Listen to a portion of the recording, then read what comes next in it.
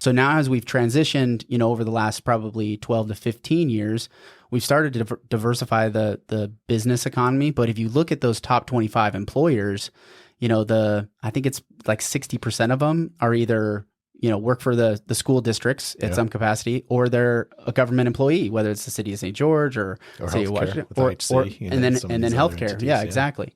And so, yours, it jumped out to me is you're the biggest employer as far as restaurants goes. Now, whether that's because it's all held under one LLC and how they measure it, I think that's beside the point. But, as you've grown in your employment, Chick-fil-A opened their second location just a couple of years ago. Mm-hmm. And I think the article I saw, you have 140 employees in just that one Chick-fil-A. Is that right? Something like that? Even more, yeah. Even more now. So as you've started to employ, the local, those local populations, have you seen as the economy has shifted around, have you seen much where you're like, hey, we're slimming down employment? Do you see any slowdown in that service industry? Like, how's the food service, if you were to take a 30,000 foot view of that economic sector in St. George, what is your thoughts, or what are your take on it? Yeah, it's a great question.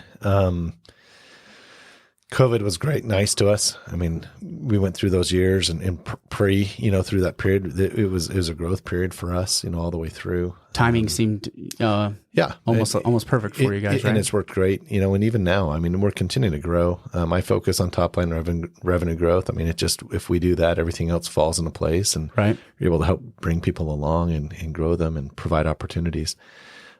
We do employ a lot of people. So there's a lot of, and I really didn't think about that, unfortunately. When I went into business, I was thinking more, what can I do for the community and how can I give back? Mm-hmm. And that wasn't at the forefront. It was more like, how can I help people grow, emotionally and teach them life skills and all these other things. And then you start realizing, oh goodness, I have, a lot of families that rely on me to provide for them and their livelihood. Yeah. And it's sobering a little bit, because you look at it and you're like, gee, I want to provide and pride myself on providing a great place for them to work and be and continue to grow. But, provide work-life balance and provide structure in how we organize ourselves and how we run the business, where my leaders can coach, and people can be part of, they can grow their talents and skills, and we can provide that flexibility. And we have leaders that, they coach high school basketball, football, golf. I mean, it's fun to be involved in their abilities to continue their progress in life and give them that flexibility. In terms of the economy, going back to that part of the question, it's softening a little bit. I mean, business is a little softer right now than it was even 3-4 months ago. Mm-hmm. But I think, we'll see that through, there's a lot of different views from economists through 2024. Is that a seasonality thing, do you think? No, or no? Usually we're picking up about this time. And so we're still up year over year. But again, the softening implies to me that it's not quite the same as it was. Yeah. And I think those with fixed budgets are feeling a little bit more of the crunch, so, that's a demographic that we serve in St. George. There's a lot of people that have retired on more of a relative fixed income. And so you do see that frequency, not stop, but slow. Mm-hmm. But you also just see people being a little bit more prudent and wise of, how do they spend, where do they spend? Yeah. Which is good. I mean, as a society, we should be concerned about that. We should be watching those things. Yeah. What's the impact to everyone? I think it just requires us to do a better job. It requires us to continue to monitor how do we provide the best product for the best price and best experience, so that we can service those needs to people that desire it. I think societally, it's just we eat out more than we ever have as a people. Mm-hmm. How do you provide that experience and healthy options and different things that allow us to satisfy kind of those demands? Yeah. There's a lot of pieces to it. Yeah. Well, I can't help but think, I hear this all the time is we don't have enough restaurants, right? There's always this like need for places to eat out. Is there a gap with the number of, food service options in Southern Utah from your perspective, or? Just thinking of the industry as a whole, is there? I think if we looked at the overall populace, I think it's we're pretty good. I mean, you go to other suburban areas, they have much larger populations. So of course they're able to, sustain a lot more different options. Yeah. I don't know. I think everybody has their own different view on that. I think it's always more is better in many ways. I think it helps grow and diversify and forces us to become better.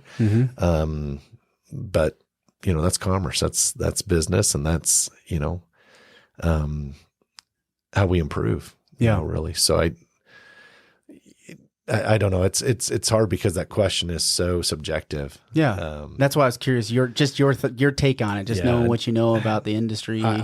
I would never say we're oversaturated. I've always been welcoming of others. I think new concepts are very enlightening.